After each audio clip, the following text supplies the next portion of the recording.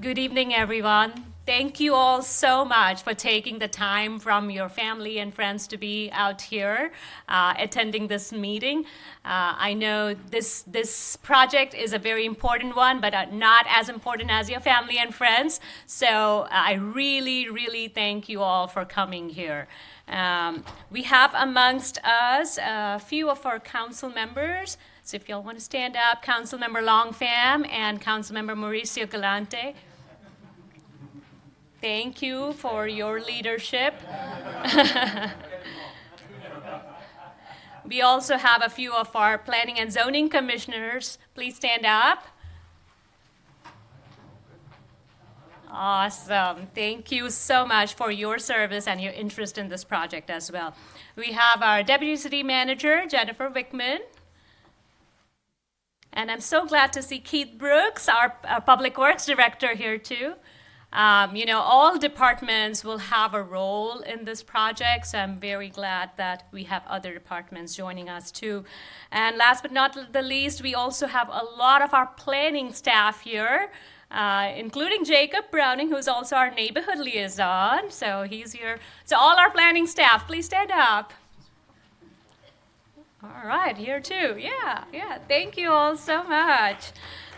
So without further ado, I know time is important. We want to start this presentation, but I want to take the opportunity to introduce our project manager for this project, which is the form-based code, Tarini Devi Tapalma, who is our principal planner with the long-range planning team. And she will be leading this effort from the city side, and she's going to introduce the consultant as well. So Tarini, all yours.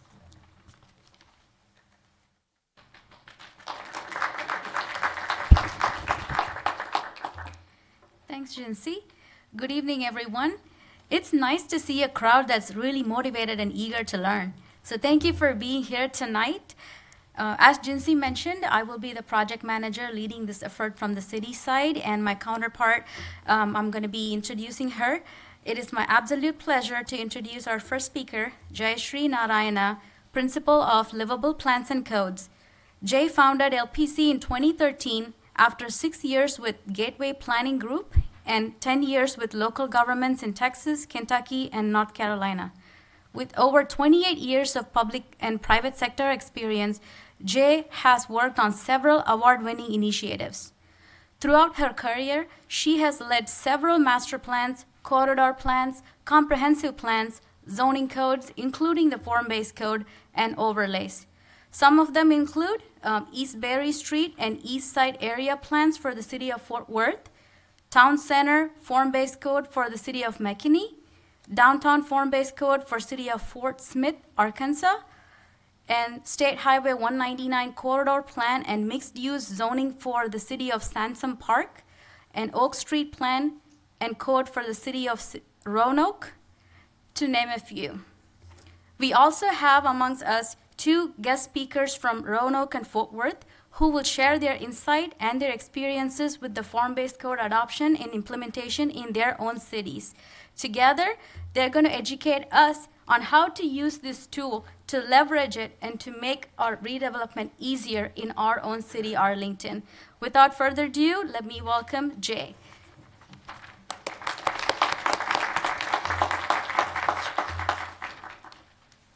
Thank you, Tarni. I really do appreciate everyone taking their time on this evening. The weather is beautiful, and I really appreciate you all coming indoors and spending a few minutes with us.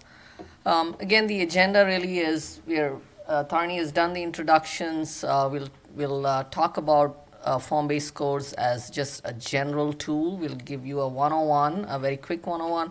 How many of you have heard the term form-based codes at some point or the other? Okay, that's quite a few of you.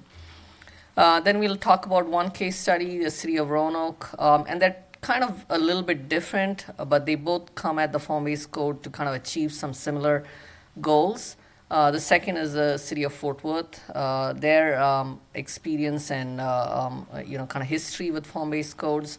And then we'll talk about a little bit about the applicability to the Arlington context, and then we'll have an open discussion. And at any time, if you have any questions, please feel free to raise your hand, and we want to keep it informal, the discussion.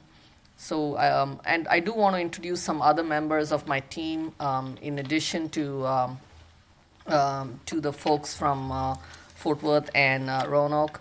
And actually, with that, I'll first introduce Jimmy Stratados.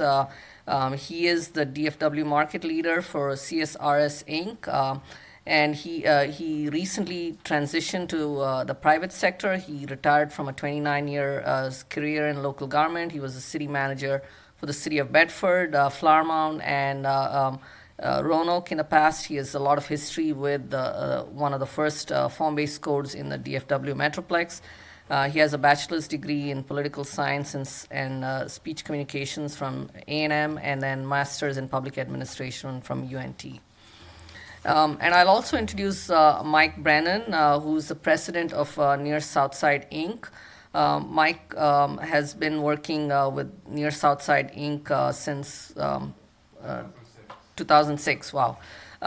And it's Near Southside Inc. is a nonprofit economic and community development organization, and it's leading the effort to revitalize Fort Worth's historic Near South Side, that's south of 30 and west of 35. If you all know the area. This is an eclectic mixed-use district. It's home to world-class healthcare. That's where the hospital district is. It's a rapidly growing area, and it's widely renowned for artists, musicians, other organizations, and it's also got recognition from the state as a cultural district in 2020. Mike became NSI's president in 2018 after leading the organization's planning and development efforts for 12 years. In addition to initializing placemaking projects and administering the Near Southside Tax Increment Reinvestment Zone, NSI is responsible for a variety of community-focused programs, and it also hosts festivals, events. They also review a lot of development under the form-based code, and his experience is going to be invaluable to our education process here. And Randy Hutchison is a president of Site Partners, who's also on the team working with us on this form-based code for the city of Arlington. And we have Wesley Sprott, who's with Kimley Horn.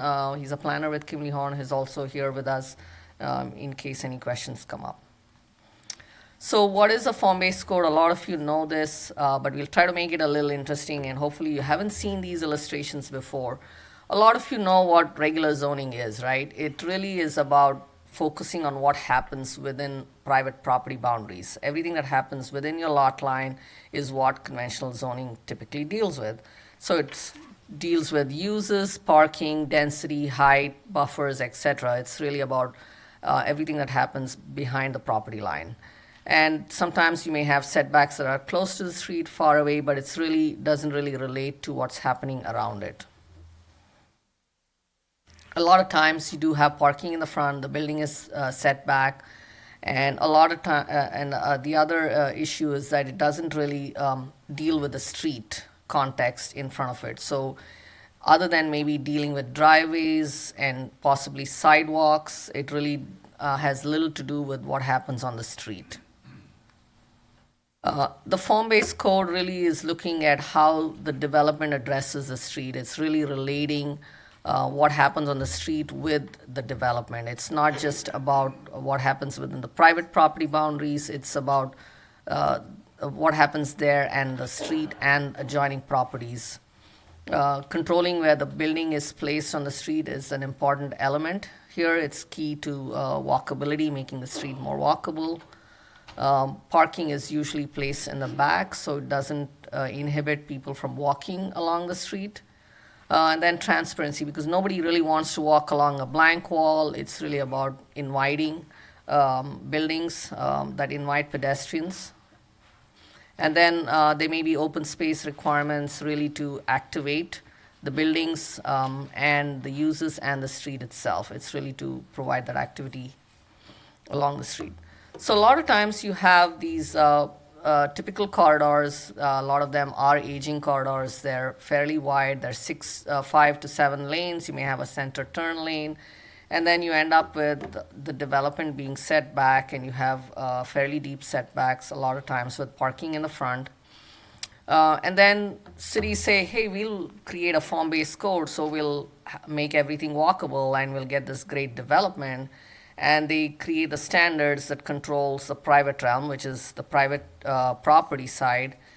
And then nothing really happens because you may have a building close to the street, but the street is still a 6-lane roadway. So it's really critical that we understand the relationship between the public realm, which is the street right away, and then what happens on the private development. So if you want good walkable mixed-use development, you really need a walkable street. Doing one without the other is going to have, is going to frustrate you all because you may end up with a code and nothing really changes. And developers usually fight that because then they want to put the parking in the front because the road is a 6-lane roadway and nobody is walking on that street. So that's really a critical point. So it's really matching those two realms. Any great street that you have visited, any great place that you have visited has these qualities where the private realm and the public realm actually work well together.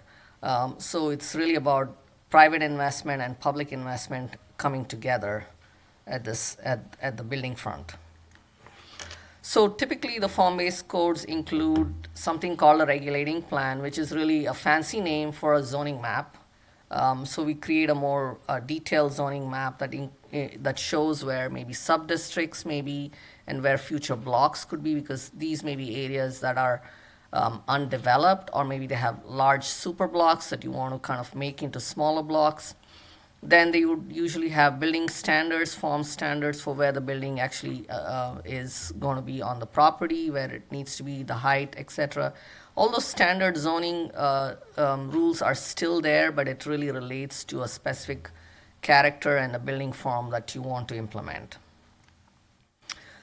So the goals in summary is to make walkable mixed use and redevelopment easier. A lot of times you do have form-based codes in greenfield sites. You do all have Viridian, right? So that's a project that was pretty much a greenfield development.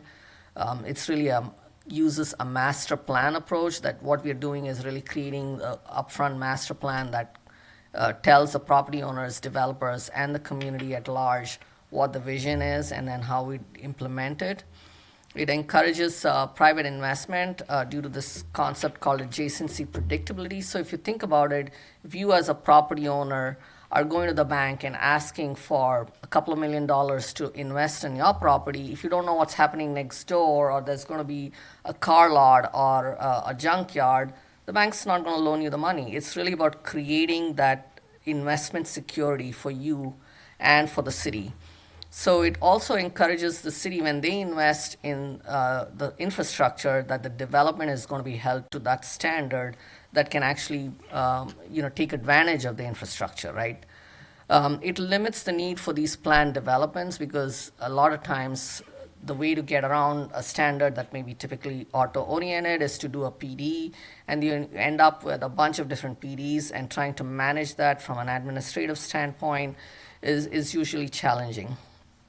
And it's aligning the city's investment in infrastructure. We talked about that before, and really aligning private development with economic development incentives. So it's really it's a three-legged stool.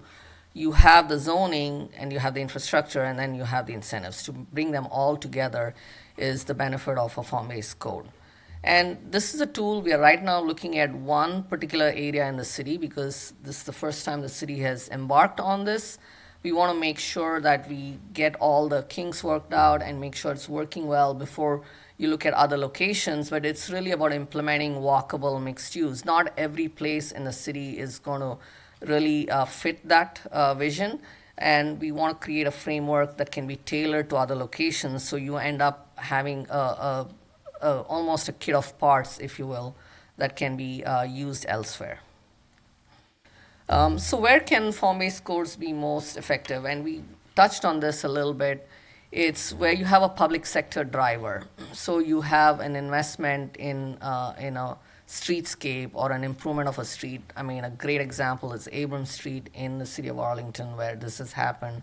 You could look at a park, a public space, trails, etc.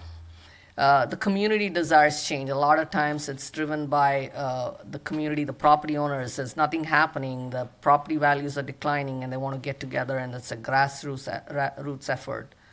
And then the property owners really benefit from this long-term property value increases.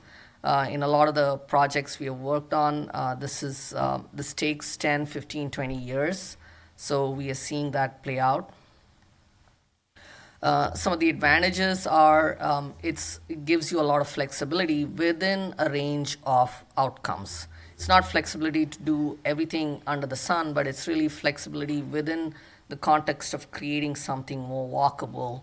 It addresses different conditions. So we don't emphasize use as much.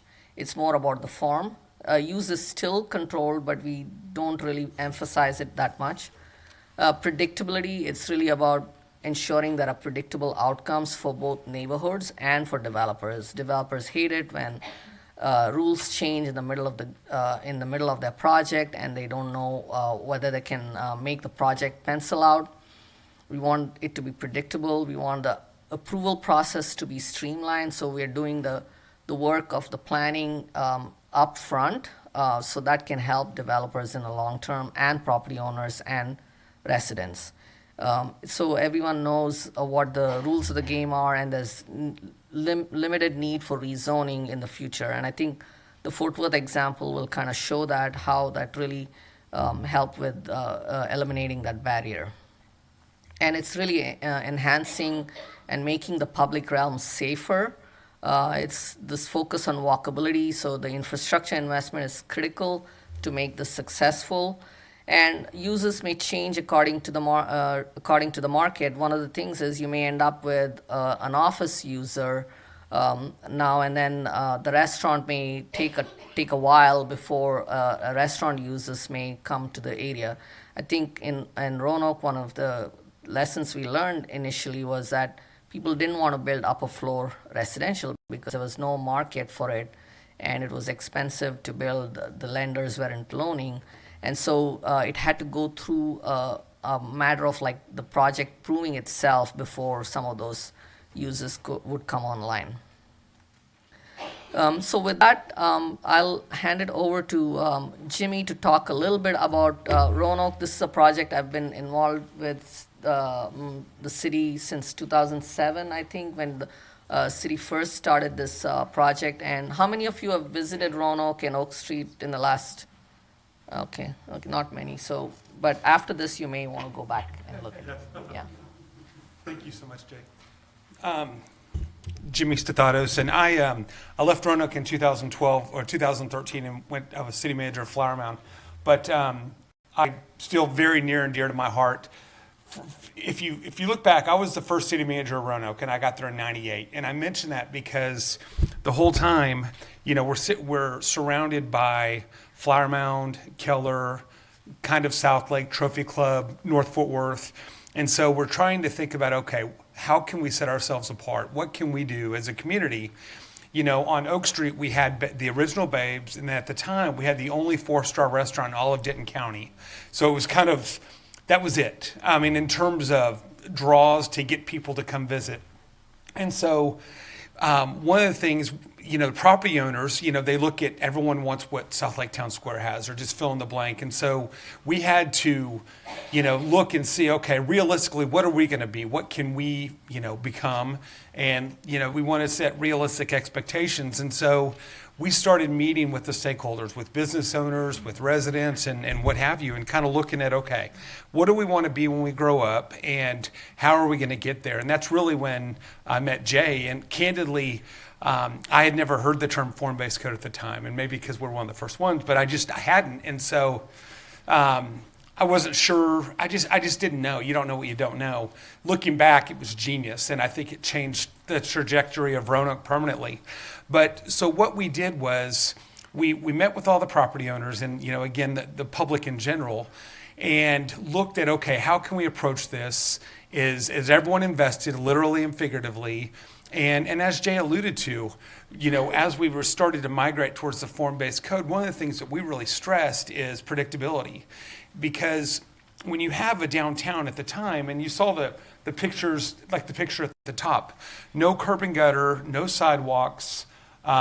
There were body shops, and I know form-based code is not about use, but I'm just trying to set the table to where if some of the uses left, they were incongruent with a lot of the other facades, and the way they were built, they couldn't necessarily be retrofitted to other uses. And so it was kind of like, it is what it is. And so we wanted to let everyone know that, okay, by going to this form-based code, we're all in. And what that meant was the city council, the mayor at the time, most of them that are still there, made a major financial commitment and political commitment to say, okay, we're going to come in, we're going to do curb and gutter, sidewalks, all the streetscape, landscape, hardscape, every scape. And that way future development could come in, and they would know at the time, this was 2005, 2006, when we really started putting a pencil to it, that was around $12 million. And whenever I got to Roanoke in 98, our budget was $1.5 million, to put it in perspective. So it was a huge commitment for a city of that size at that time. But what that sent in terms of messaging was to property owners and prospective property owners is, okay, the city is all in. And by moving towards this form-based code, we're going to make it to where, I mean, not that this has happened in Arlington, but at every other city, it seems like you hear from developers, well, every developer says, whatever city they're in, it's the hardest city to develop in. So that's just kind of their talking points. But they talk about how it takes too long to get a permit. It takes too long for an SUP. Just fill in the blank. Well, one of the great things about the form-based code, as Jay mentioned, is it eliminates that. And you don't want variances. You hope that everything was contemplated during the adoption process, and tell me like if I need to stop. But I get a little long-winded because I'm pretty passionate about it. But you don't want there to be any variances because candidly it cuts into the vision, the predictability, the trust that you've built with all of the property owners and with the residents. And so, but it streamlines the development because, you're more focused, at least with form-based code, you're more focused on the facade and you have that regulating plan. It's like, okay, you want to put 3-story condos. Okay, well, there's an area that's 3 stories. We don't want to put it where it's 1 story and it just looks hodgepodge. And that's tough sometimes because when you have a new area, a new corridor, new in terms of newly imagined, especially if there's a public investment, I think there's a tendency to want to just say yes to a lot of different developments because you want to hurry up and recover that investment. And so you really, in general, have to be disciplined and say, okay, we spent a lot of money on this code. We've not that much. We need to stick to the code. We need to really, not deviate because that defeats the whole purpose. So anyway, if you look up, like this building right here, the main building. It was interesting. As we're doing this, there was a gentleman, and he has passed. He wouldn't care if I mentioned his name anyway, but his name was John Moore. And that building was built in the 1880s. And it is across the street from Babes. And so what was happening is you had Babes that was drawing about 350,000 people a year. Well, that building was dilapidated. I mean, there were literally holes. This is after the renovation. There were holes in the building to the point where we had to section it off because we were worried about people that were loitering outside Babes getting hit by, rock. So basically, after enough code enforcement letters, he said, I'll make you a deal. He said, if you guys will renovate it and let my wife have this little public garden area in the back to maintain. I mean, they lived in South Lake, but to be able to, as a tribute, we'll give you the building. And so and I mention this because it's part of the kind of a place-making area that really, it conveyed the commitment, but also it gave us to kind of show, hey, if the city can do it, you can do it. That's the other thing a lot of times with developers, they're like, well, you're wanting me to do stuff that you didn't do. And so it was a way for us to kind of put our money where our mouth is, so to speak. And so we renovated that. It's a museum and won lots of awards. It was great, but it really sent a message for current and future development. And so all these little things along the way helped solidify it to where we were able to attract restaurants that had 3, 4, 5 million a year in sales. And for a city of the size at that time, that was tough to get restaurants anywhere in the city that had that type. And here we had a Heart 8, we had Twisted Root, we had Babes, we had all these. Oh, sorry. Oh, thank you. And so we went to the, and this is kind of a companion piece, but like Arlington, y'all are the Christmas capital of Texas, correct? Aren't you? Okay, well, that's what I've always been told. You are now, congratulations. But no, it's honestly, and this is crazy, and you can check the math on this. When I was city manager of Roanoke, we went down to the legislature and we got designated as the unique dining capital of Texas, because at the time we had about 5,000 residents, but we had something like 84 restaurants. So when you look at restaurants per capita and everything, it was huge. Well, in that same committee hearing, Grapevine, the city of Grapevine, had tried to come and be designated as the Christmas capital of Texas, and a couple of the state representatives said no, Arlington already is, and so they killed it. For real. So, fun fact if you're ever on Jeopardy. But anyway, yeah. And I'm serious. I mean, it's in the minutes. It was. I remember like it was yesterday, because I guess Jay Nielsen covered. I don't know if at the time. Anyway, I'm in the weeds. But now you know. But anyway, that being said, we had to have something to set ourselves apart. But it was another opportunity for us to sell this area, to sell the form-based code, and say, hey, we're open for business, we're open for development, as long as you meet these requirements. And it was crazy, the velocity of the development. It was to the point to where it was like, am I being punked? I mean, it really, it's amazing what an impact it had on it, because with traditional zoning, a lot of times, as y'all know, just zoning can be very political. There's not a lot of certainty. And so you have someone that might be apprehensive about making a big development, because they might be concerned that, well, maybe the politics will change in a couple years and the city council or P&Z might allow this use next door. So by having that form-based code, that whole area, you avoided that concern, and you didn't have to worry about some maybe rogue deviations or variances being approved that might, cut into your interest. So I know it's in front of me. I was just, for some reason, anyway. So, and I've kind of jumped ahead a little bit, and I apologize, but the big thing is removing the barriers. Obviously, like I said, you want to make it to where they don't have to go through a lengthy entitlement process.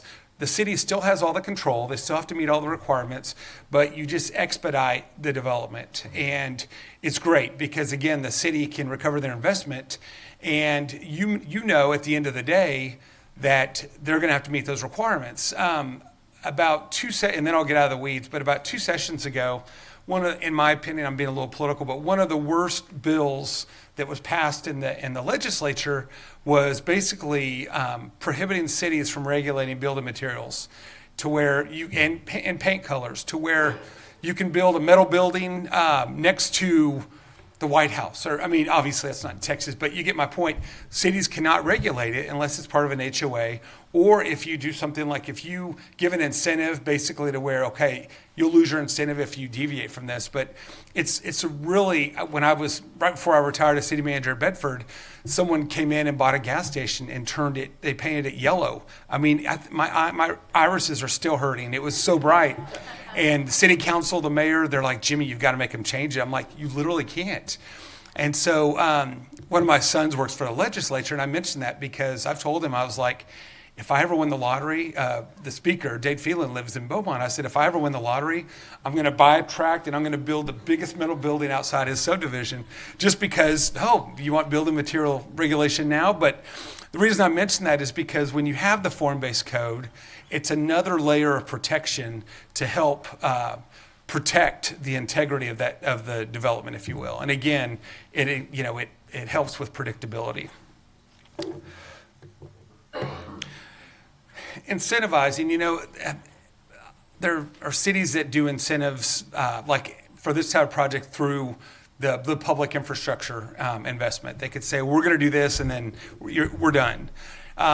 For us and for a lot of cities, especially nowadays, it's so competitive that it's tough to do that. I don't know what the politics here is about this issue, so I don't want to be political, but I know that sometimes people think companies don't need incentives because they're going to come anyway.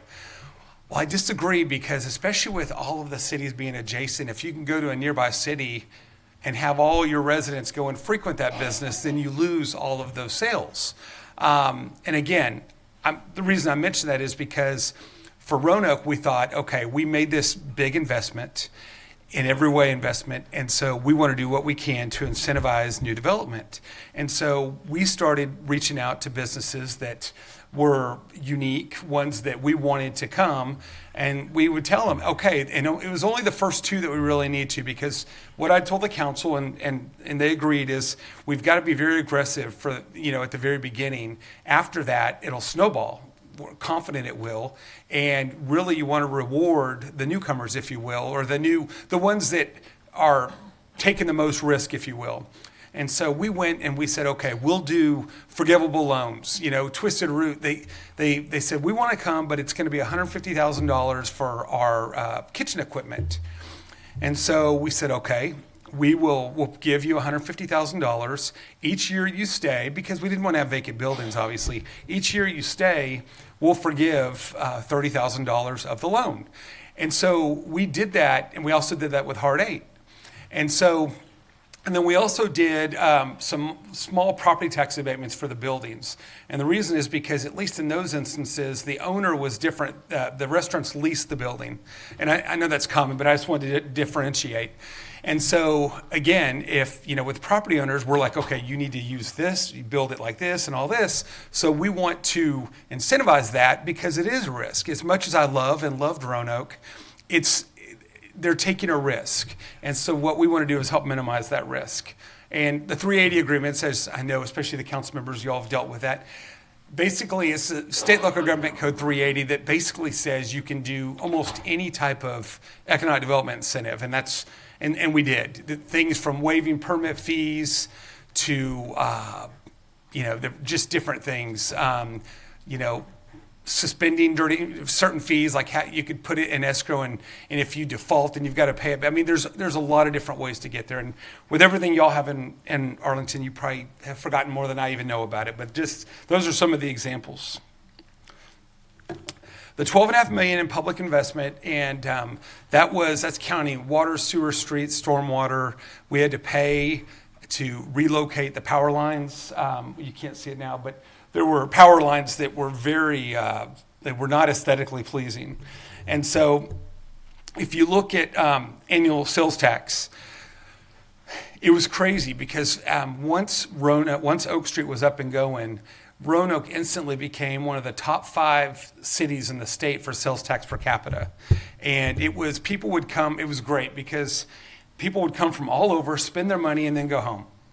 And so it was great because we didn't have to provide a lot of services, and it was just a way to really make it touristy, but it was close enough to a lot of cities to where, it was very appealing for people to be able to come and not feel like they had to stay the night. The property values, they did quadruple, and it's funny because yes, sir. I was asking what the years were for the initial investment versus the annual sales tax. Yeah, the initial investment was around 2006, 2007, and I say around because there were some soft costs, and then it kind of ramped up. And then with the sales tax, do you know when? I'm sorry? 2022, yeah. Thank you. But it's interesting because when you look at all the building permit fees and all the different things, there were so many financial impacts along the way. And then with the property values, it's interesting, and y'all probably heard this because, sometimes people will be, they might talk about how, well, this is holding our property values down and all this stuff, or maybe you need to step up code enforcement. And then when new development comes in, it's like you're raising our taxes because value's going up. So there was a little bit of that because there were some people that they wanted Roanoke to stay the way it always had. But anyway, but the property values, they have continued to skyrocket. And if you go down now, when I left in 2013, they've gone, and the city has done a lot more development. In fact, I hear it might be a little bit on life support, but I know that they have a letter of intent with the Peabody Hotel to build a Peabody down there. And so, which is huge, and it never would have been contemplated without this type of plan. Yes, sir. Was there a tourist setup for this downtown No.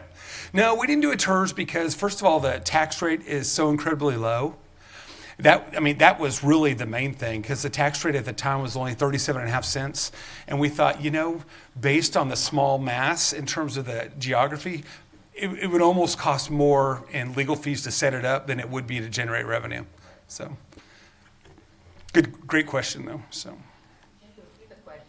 Oh, yes.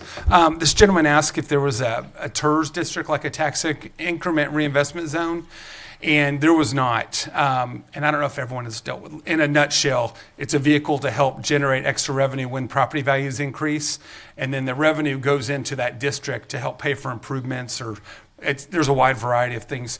But we did not do one, because if you have a really low tax rate, and I know this is common sense, but just to complete the thought, if you have a really low tax rate, it takes a lot longer to generate enough revenue to really make a tangible difference in that area.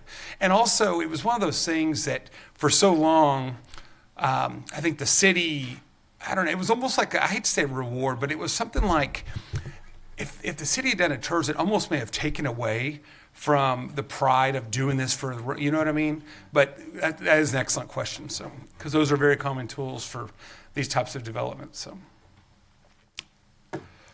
okay, this area, and if you look, I'm trying to think of the best way. If you look at it's at the southern end. I know everyone can read. That's where the new city hall is. And initially, like without the form-based code, that was going to be one-story buildings, and not to mention there were a lot of other uses and designs that were being contemplated, being requested, that definitely would have undermined what the city was, the city's vision. And so if you look at that site, the city was able to negotiate to get the right-of-way, ultimately bought the site, but they were able to get the right-of-way because we wanted to push Oak Street all the way through. Because we knew that, obviously, the more traffic we could have, well, it would create more frontage, but it would also create more visitors. And so that would not have happened without having the form-based code, because candidly there wouldn't have been any reason to. The site had sat dormant forever. There was not a lot of interest. Like I said, the interest that was there was not desirable in terms of fulfilling the city's vision. And so the form-based code is, again, what provided the predictability to say, okay, you have all this development, that residential and commercial development that's been built because of the form-based code. So it naturally snowballed to the south into this tract. And if you go to downtown Roanoke, it goes almost all the way to Highway 170. And I guarantee you, if it didn't abut the town of Westlake, Oak Street would go even further, just because there's still so much interest. And when you go down there, you think, because it's a town of about 10,000, but when you look at like the budget, the tax base, like to put it in perspective, when I was there, when I got there in 98, the tax base was around 100 million. When I left in 13, it was almost 2 billion. And so, and a lot of that, having the Alliance Corridor helps a lot. But my point is that it's 90%, 85% commercial. And so there's a lot more interest than there is land now, just because it's becoming built out. So anyway. When you look at this, it just shows, and I know it's hard to see, but I assume people can get a copy of it, but it shows the breakdown of the different areas, the regulating plan that Jay talked about. I keep reminding myself talking to this.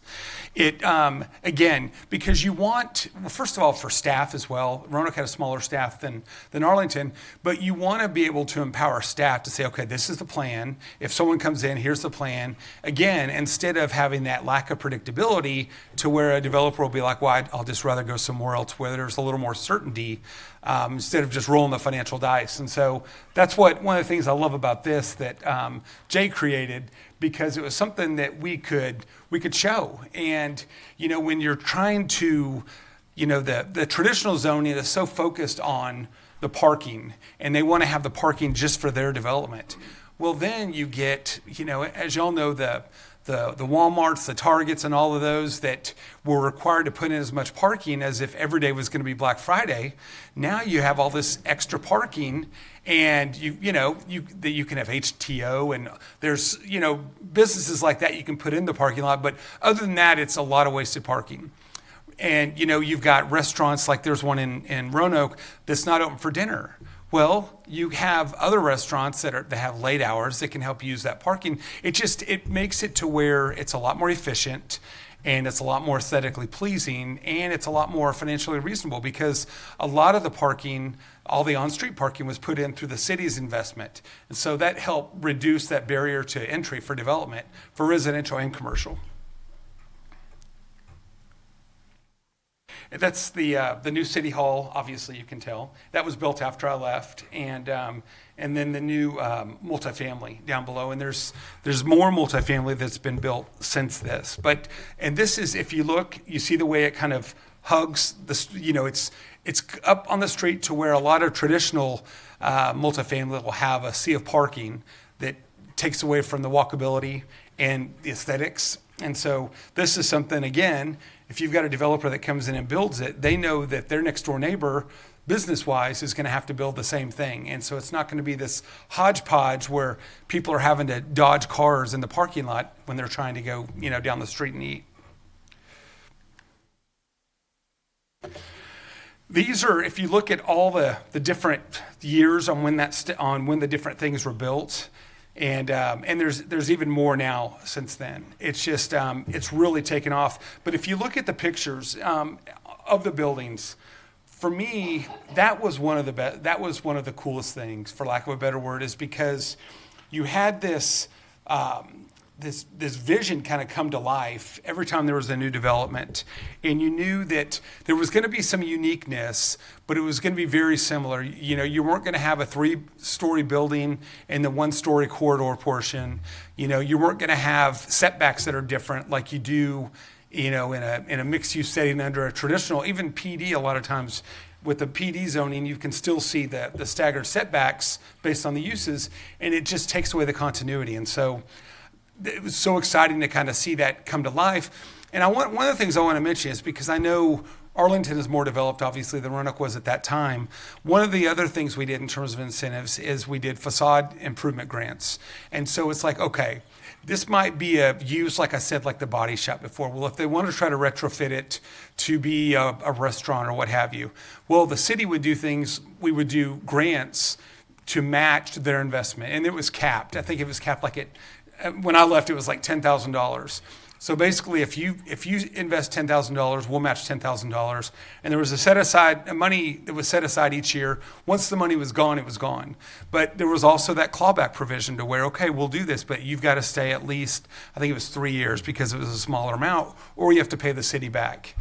Even though the improvement stayed with the building, we didn't want constant turnover from businesses that we incentivized.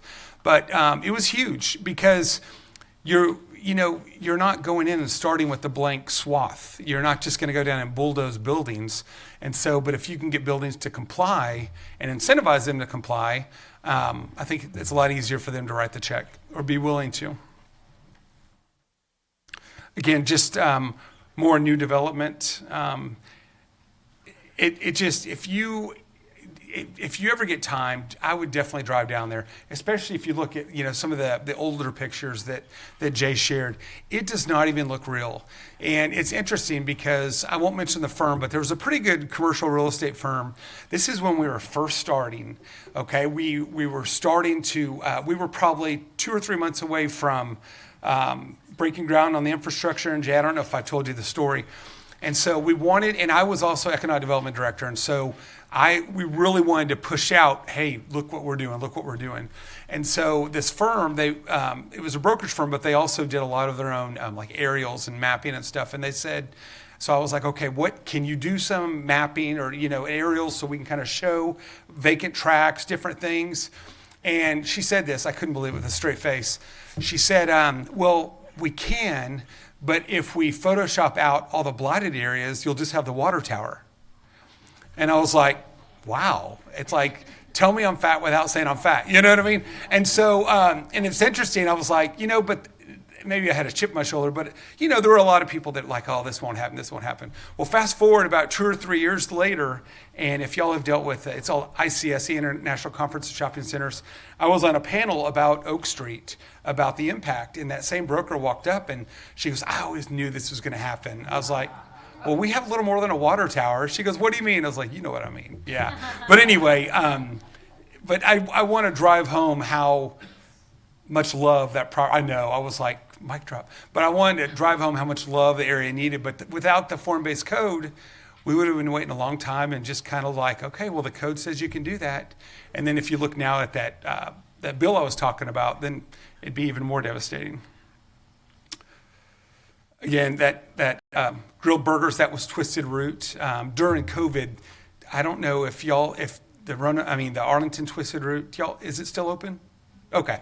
Well, Bedford, it's still open, but the Roanoke one closed. Several of them closed because they changed ownership groups during COVID. But anyway, so I wasn't sure. That was where Twisted Root was, and now it's another restaurant. And again, more new development. It's amazing when you look at the residential above the restaurants. As Jay mentioned, it was very tough because we didn't want it to be all businesses. We wanted, again, for a city of our size, we wanted to attract visitors, but we also wanted there to be a lot of pedestrian activity. We wanted people to leave their condo, their apartment, and go grab coffee, and go back and eat dinner later, Problem is, it wasn't working. Some of the developments in the Metroplex that had that model, the tenants upstairs were complaining about, like in other cities, they were complaining about the smell from the restaurant or the noise, or the restaurants or bars or, with alcohol were open too late. And so, we're like, okay, why don't we wait until that's more proven? Because what we're doing at the time is really cutting edge. But now you can see that the city has, attracted that mixture of uses vertically. So at the time, though, we just couldn't get there. Again, if you go back, even if you get bored, if you're a geek like me, you look at Google Earth, you look at old maps, these locations, these developments, it would blow you away. But one of the things I want to mention is that the form-based code, the area, it encompasses, it goes back, it's not just on Oak Street, which is great, because you want to protect the integrity of the whole area, but it doesn't go back, it doesn't encompass so much to where the novelty wears off, but it makes it to where you gradually get to the heart of the form-based code, to where you've arrived. This is just some cool stats. We won the top downtown redevelopment project for the state of Texas. And I'm not trying to brag. I cannot say enough times that without the form-based code, a lot of that would not have been possible. It really wouldn't have, because it was difficult at the time to get even investment in the downtown, and especially to get unity in what the city was doing and making sure everyone was on board. So thank you very much. Question. Yes, sir. In the industrial park across the 377. Yes, sir. What impact the form-based code caused on attracting companies over there? So having options for dining or during the weekdays when the restaurants are not that busy, so the employees over there will cross and use it? Yes, sir. What was the impact on each other? It was huge. And thank you, sir. That's I'm glad you asked that. Thank you. Because what was happening is I'm sorry? Oh, yes, thank you. The council member asked basically what was and tell me if I misrepresent it, sir, but what was the relationship between Oak Street, the form-based code, and the job center on the other side of 377, since there was that natural barrier? How did those two kind of work together? One of the issues, when I was in Roanoke, and again, I'm not saying it was the city of Jimmy. I'm just saying I didn't mess it up. But we were able to attract about 8 million square feet of space. Everything like pharmaceutical, Ryder, really cool stuff. The problem is that none of these places had restaurants. It wasn't like a Deloitte in Westlake that had a cafeteria. So you get people that pretty much have to brown bag it because there weren't a lot of restaurants in Roanoke. And at the time, Babe's wasn't even open during the day. And so we really sold it, and not only to existing companies, but to prospective companies, because they're like, it seems like, again, doing economic development, every business that we would court, they would do an analysis on the distance to, where the CEO lived, where the closest restaurants are. Y'all know the drill, especially y'all probably seen millions of those. And so we wanted to show, hey, we hear you. So we're doing this for our residents first and foremost, for visitors, but also the job base, because we want to be able to attract more jobs. And if a company ever leaves, we want to amenitize or show that this is an amenity by saying, look at the restaurants that your employees can eat at, because it was the biggest deal. It's like we give our employees 45 minutes for lunch. They can't get anywhere in South Lake Keller. So they're going to have to bring, their lunch, and that's not real appealing all the time. So yeah, we heavily marketed back and forth. So I appreciate you mentioning that. So, and again, these are more of the outcomes. I know I've kind of talked about them, but this is kind of a bullet point cheat sheet. The two dozen, it's actually gone up since then. And, but one of the things, not to be political, but to be political a little bit, development can always be political. And there's people that don't want development, they don't want this type of development, what have you. But I think with that predictability of a form-based code, it not only helps development in terms of people that are making an investment, but it also helps, and at least from my experience, with residents and their tolerance for development, because they know that if there's going to be a new development, it's going to fit within the confines of what has been approved. Again, there's not going to be a lot of variances. There's not going to be a lot of audibles. And I think, at least from my perspective, that helped a lot in terms of residents indulging new development, because Roanoke is one of the oldest cities in the Metroplex, and so there were a lot of people that lived there their whole life, and they would have been happy just to keep it rural. Anyway, so it had a lot of other selling points besides just warm and fuzzies for development. So does anyone have any? I know I covered a lot, but does anyone have any questions for me before I take a breath? Thanks, Jimmy. Maybe because we are kind of running short on time, I'd like Mike to kind of go through his presentation, and if you don't mind holding your questions for the end, I do apologize. But I think it's really interesting. I mean, I think it's great. I'm loved hearing all your stories, Jimmy. Sorry, Mike. I just have an announcement to make. You would have received 2 maps of the walking tours of both the locations that we are going to see tonight, along with the agenda. So that will give you an idea of what the developments look like right now and what they're all talking about. So please feel free to go to those locations and enjoy those places. Thank you. Well, I'm following 2 great presentations, and you will see that there are themes that I will pick up on, and actually it'll save me some time, because y'all called attention to so many of these key parts, and I share Jimmy's certainty that what I'm going to tell you about, the story that I'm going to tell, would not have been possible without our form-based code. So I'm going to take you to the near south side of Fort Worth. I work as president of a nonprofit economic and community development organization that works hand in hand with the city of Fort Worth and in close partnership with hundreds of developers, business owners, and so forth to lead the revitalization of the near south side. It's a different context than Roanoke. This is similar in that it's a sort of turn of the 20th century older area that was once defined by those great old buildings, walkable streets, but it's really a mix of urban village type of Main Street environments and other more intensive commercial environments. It's a business center as well as a neighborhood. And so this map shows those different areas. You can see that we have urban village areas, Magnolia Village, you'll hear me talk a lot about, South Main Village. On your map, your touring map there, if you take that route, you will see a lot of the areas that I'm speaking about. And we also are home to a medical innovation district. So 6 major medical institutions call the Near South Side home. This photo captures sort of the heyday that was kind of a short-lived heyday back in the 20s and 30s. After the Second World War, a lot of the investment in Fort Worth and really in cities across the country, it sort of leapfrogged to the next neighborhoods and the next really shopping centers that came after that. So This photo taken in 1939 shows that we had walkable streets, we had mixed-use buildings, we had streets where it was comfortable for people to walk along those and live their everyday lives with the businesses on the ground floor, and oftentimes there would be people living above those ground floor businesses.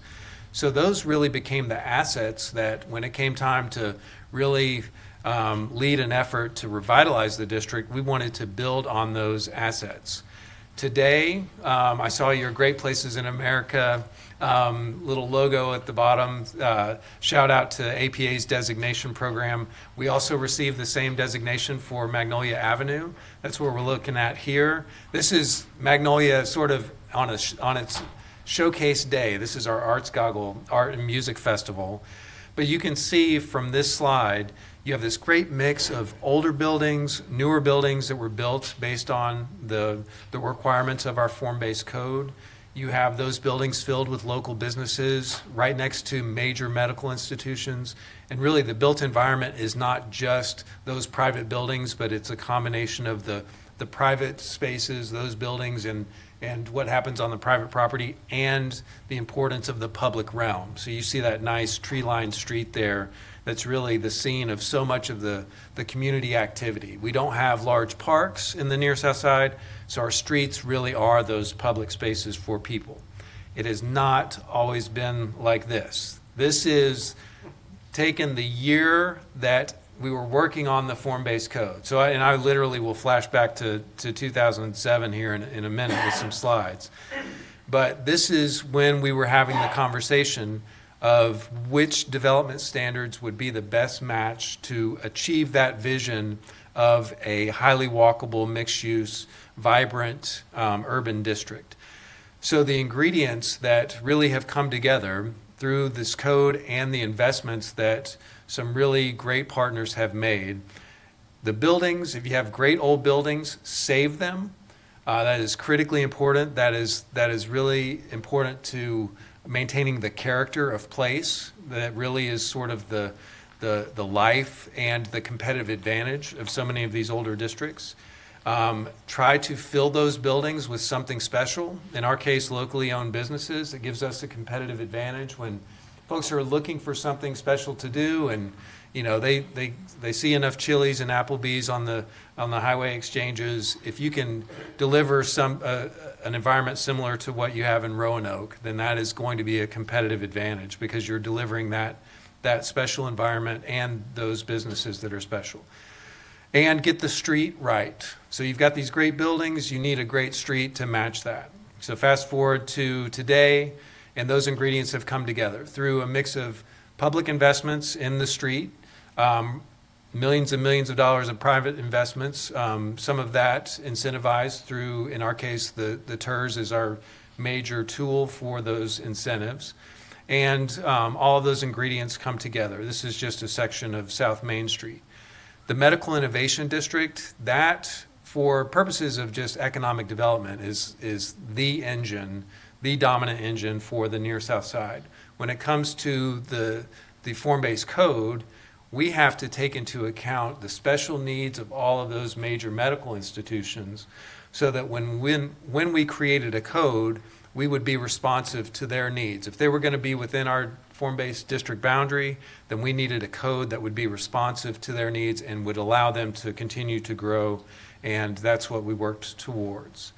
We also now are a state-designated cultural district. So that appeal that the old buildings and back in the day, much more affordable spaces had to musicians and artists and so forth, there was a cultural hub there. You hear about the creative class and that competitive appeal that older urban areas have for those young professionals that are in design fields and other sort of innovative sectors, creative sectors. They want to live in these spaces. So you can see the concentration that we have up in South Main Village here, Magnolia Village here. Those pins are each identifying a destination or business, an arts organization that somehow is tied to the creative sector. So all of this comes from a grassroots effort. It's not, grassroots from, unfunded, nonprofits or neighborhood associations. This is grassroots, and it's a partnership of hospital leaders, community leaders, City of Fort Worth, even the Transit Authority, working together on a strategic plan. Our nonprofit grew out of that effort, that strategic planning effort back in the mid-90s. And a couple of big recommendations that we followed through on was to establish a TIF district, TIF, TERS, same thing, and update the development standards. We have a framework of goals. Each one of these goals is somehow tied to our form-based code. I mentioned needing to support our economic anchors through a flexible code. I mentioned the importance of supporting locally owned businesses. Walkable urbanism, that's really the heart of the code's intent. We want to prioritize residential development, not allow the entire district to really transition into commercial by preserving and even enticing new residential development. Strike a balance between preserving what's great as far as old buildings go and promoting new construction and encouraging projects of all size. The bottom goal there speaks to that investor confidence that both Jay and Jimmy really emphasized, and that's we've seen that be the case for sure. This is the boundary of our TIF zone or TERS. We've been using that to invest in public spaces and streets and to support exceptional projects. This is the cover of our code. It's been in place now since January of 2008. The cover has been updated.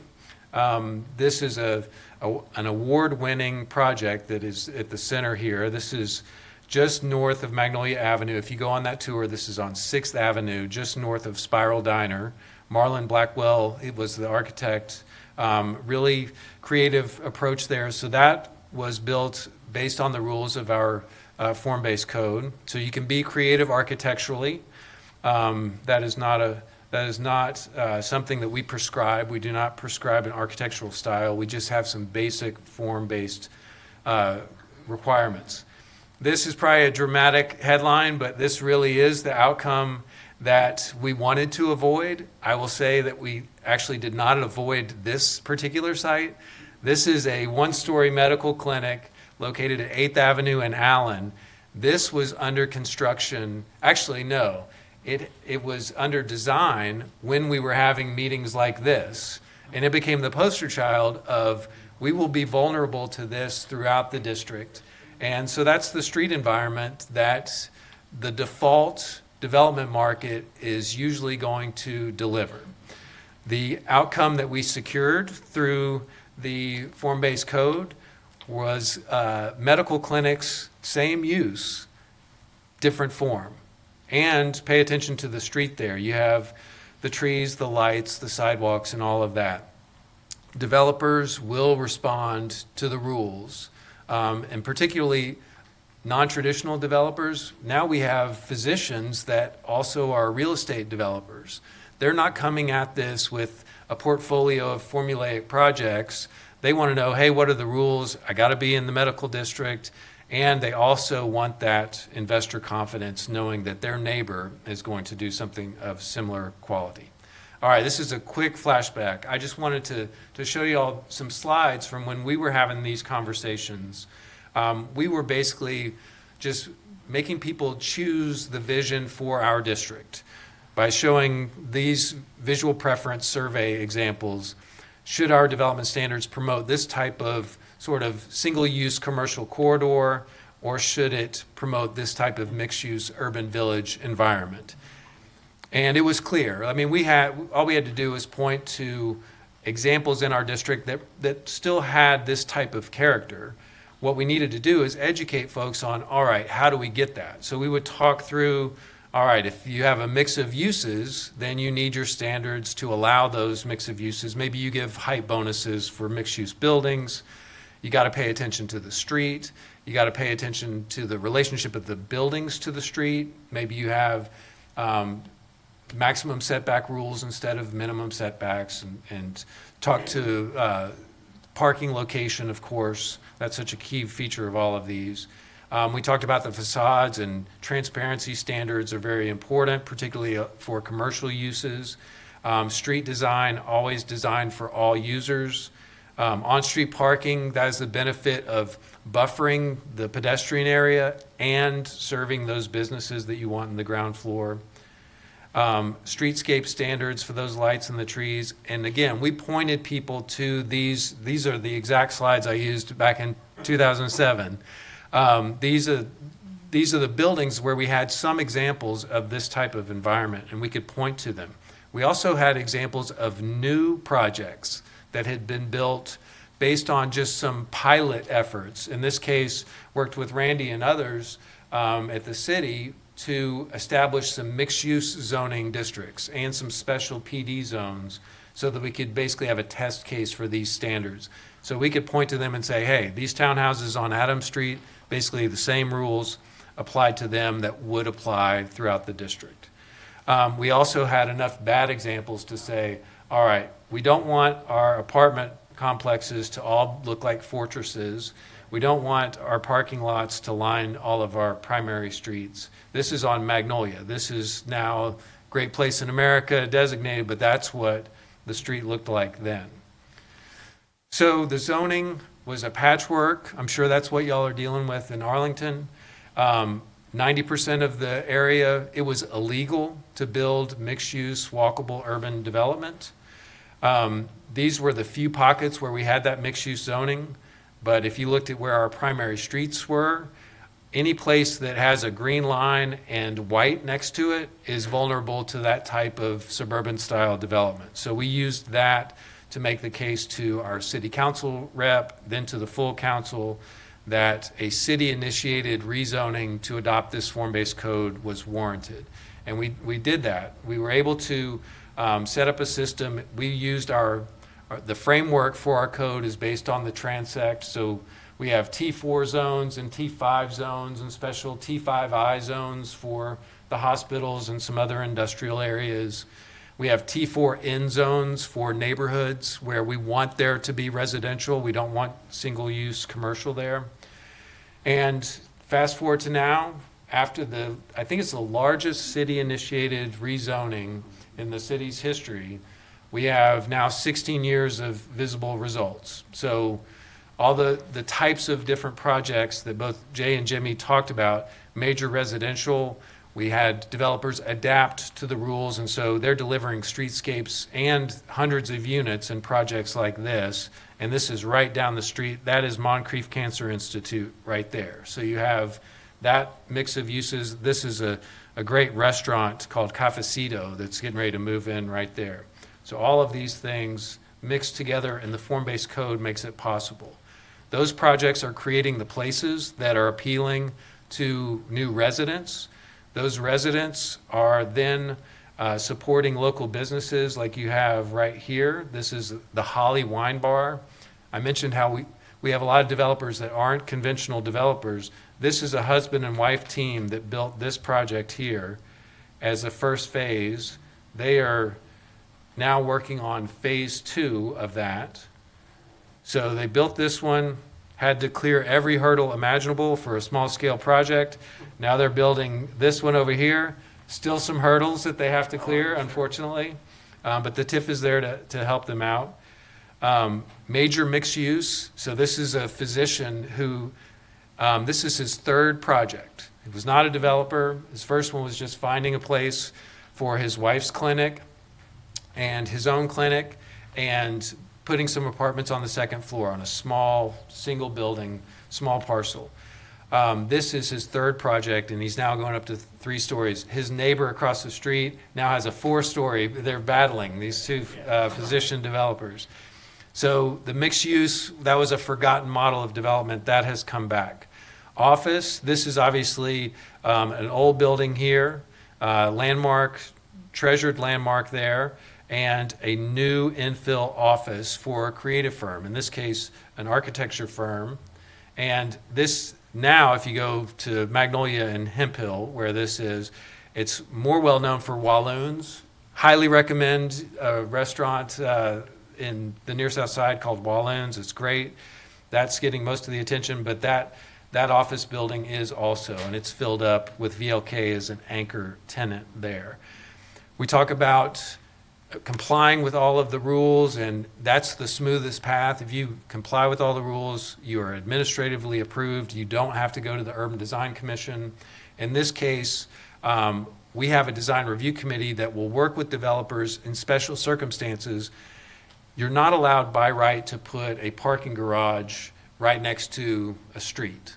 So in this case, right next to this nice sidewalk here, this is parking. This, all back here, this section is ground floor parking. But if you can work with the developers to have some architectural treatment of that ground floor, then everything works out. It allows us to support that waiver by the Urban Design Commission, and building a strong relationship with the commission over the years, that's a big deal, so that they will respect that conversation that we had at the neighborhood level. Medical campus, so many examples now of new buildings by the largest anchors that typically you would think they might not be able to comply with all of these rules. In general, if you add some flexibility into those areas, it's easy for them to comply. This is UT Southwestern at South Main Street and Pennsylvania. So South Main Street, another one of our streets like Magnolia, where just down the street you have, actually just across the street, you've got the restaurants and people living and so forth. A big tower at THR Harris Methodist complied with the code. I think there were a couple of waivers that we supported there. TCU's new medical school, they were on a mission to comply with every rule, so they didn't slow down the project. They had to deliver this building by July of 2024 because that's when their next class of students was moving in, and they did it. And so that was a great example. And they didn't have the I zone, the special I zoning. They just had regular, I think, T5. So that's why you see this great level of ground floor engagement here, and they fully complied with all of the rules. Hotels are now sort of taking notice of all this other stuff going on, and so we've got great examples. This is I talk about balancing preservation and new construction. They're doing it all on one site, preserving that historic fire station. It's much further along than what this photo shows. It's under construction and should be open in January.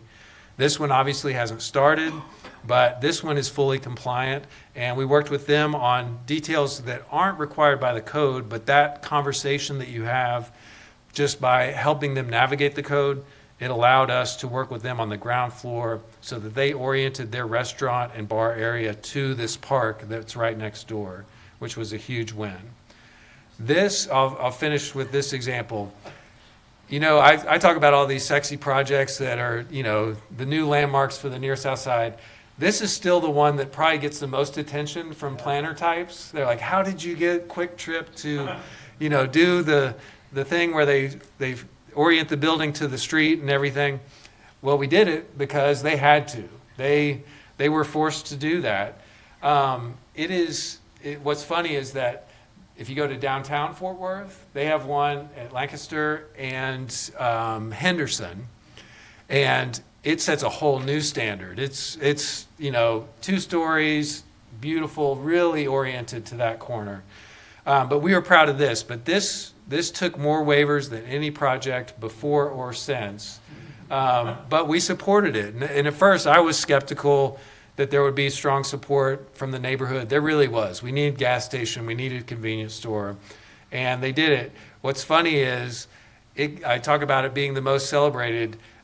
People are tweeting about this. This is a while back. But Shane Hampton, who's based in Oklahoma City, you know, used it as an example, called it the gas backwards site plan, which I thought that is genius. But gives a shout out to the form-based code that really required that response. I'll show you here, it's hard to see, but this was the first site plan.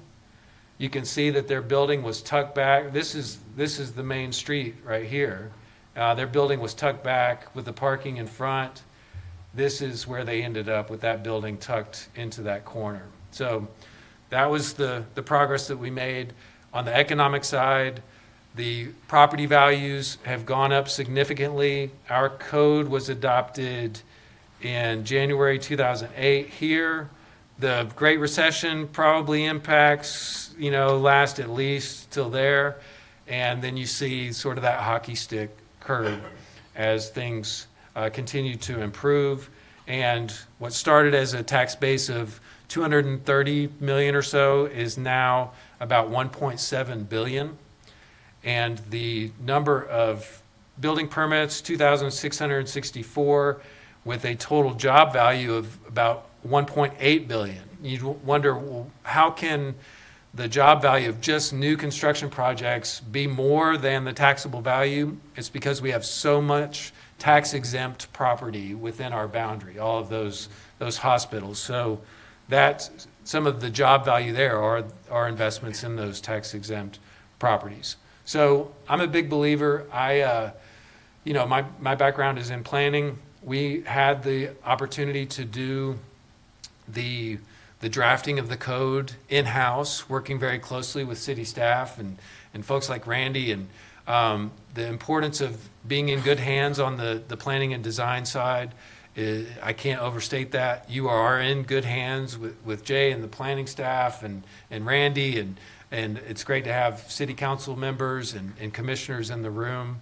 I think that everybody working together, I mean, I'm as biased as I can be when it comes to talking about the near south side, but I think that y'all have so many proven examples of design and development success already in Arlington that hopefully you see some of that in these presentations, and maybe there's some apples to apples comparisons there. So I really appreciate you guys giving me the opportunity to talk about it.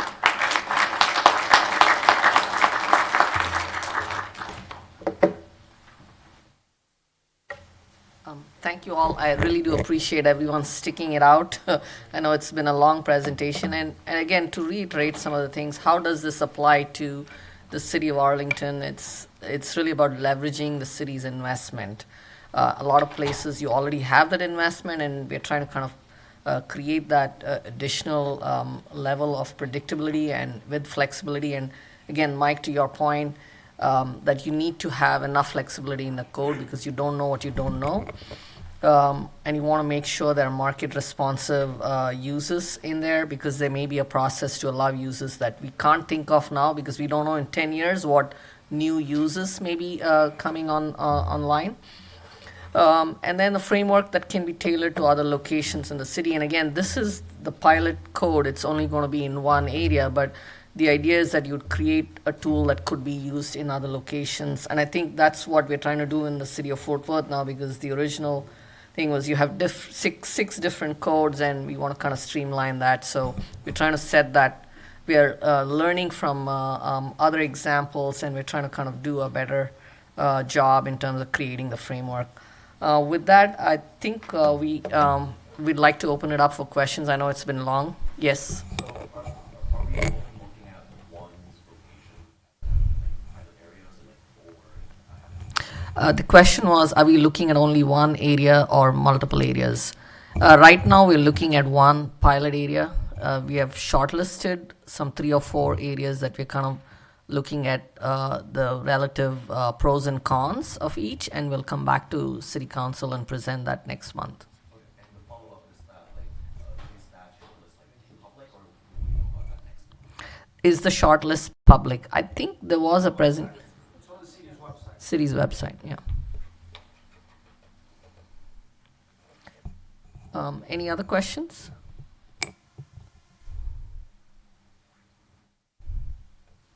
Okay, great. Thank you very much. Sorry, was that okay? Do y'all have any plans on making your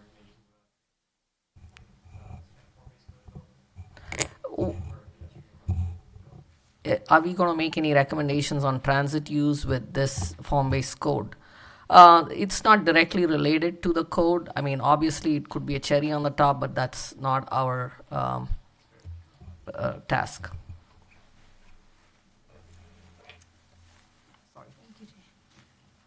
Thank you all so much. I think the presentation, even though it was long, it was well worth it. So thank you, Jimmy, and thank you, Mike. Amazing presentations from you all.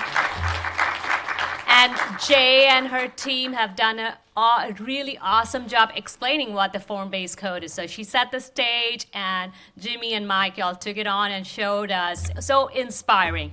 I think we're all ready to move on with this project. So as Tharni and Jay had mentioned, we have 4 sites that we have shortlisted, and the consultants are helping us drill down to which site is the best one for us to start off as our pilot project. So more to come on that.